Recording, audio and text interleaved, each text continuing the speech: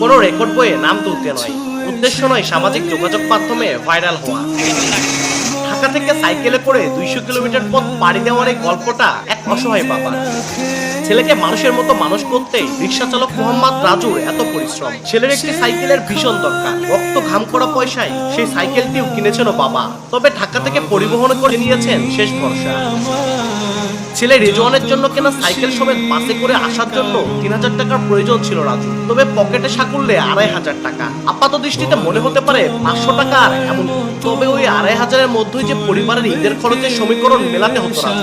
তাই 200 কিলোমিটারের কষ্টসাধ্য সাইকেল যাত্রার সিদ্ধান্ত নেন তিনি। আমি চিন্তা ভাবনা করিয়া খাটিখুটি করিয়া কিছু টাকা সংসারে দিয়া তারপরে কিছু টাকা আমার পোলার লাইগা ব্যবস্থা করিয়া আমি একটা দুঃখ করিয়া একটা ছোট সাইকেল কিনছিলাম হাউস করিয়া। সাইকেলটা বাড়ি নিয়ে আসার জন্য আমি আবদুল্লাপুরে আসলাম চরিয়া। আবদুল্লাপুরে এসে আমার কাছে সাইকেলটার দাম টিকিট চাইলে 2000 টাকা, আমার কাছে আছে 2200 টাকা। এই 2200 টাকা দিয়ে যদি টিকিট করি তাহলে আমার ভাই পোলাপান খাবি কি, সাইকেলটাও নিয়ে যেতে পারবো না। বৃহস্পতিবার ভোর 5টায় মহাখালী থেকে গাইবান্ধার পলাশবাড়ির উদ্দেশ্যে রওনা করেন। সাইকেল চালিয়ে বগুড়া যখন পৌঁছেছেন তখন ঘড়ির কাঁটা অতিক্রম করেছে 21 ঘন্টা। মহাসড়কে মধ্যরাতে একজন সাইকেল আরোহীকে দেখে তল্লাশির জন্য থামানো হয় চেকপোস্টে। সেখানে রাজুর গল্প জেনে সহায়তার হাত বাড়ায় সেনাবাহিনী। একটি ট্রাকে সাইকেল সহ রাজুর যাওয়ার ব্যবস্থা করে দেন দায়িত্বরত সেনা সদস্যরা। সঙ্গে পথে খাবারের জন্য দেন কিছু শুকনো খাদ্যদ্রব্য।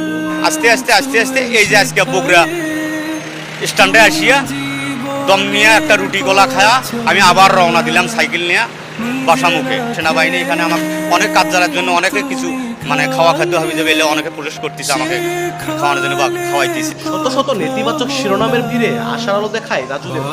একই সঙ্গে প্রশ্ন ছুড়ে দেয় বিদ্যমান সমাজ বাস্তবতার মধ্যে। দেশ স্বাধীনের 54 বছরে একজন দিনমজুরের ভাগ্য আসলে কতটা বদলেছে, আর অসহায় মানুষের পাশে মানবিকতার হাত বাড়ানো মানুষের সংখ্যাটাই বা এত দ্রুত কমছে কেন? আপাতত সে উত্তর খুঁজে সমাধান খুঁজতে হবে মানুষকে।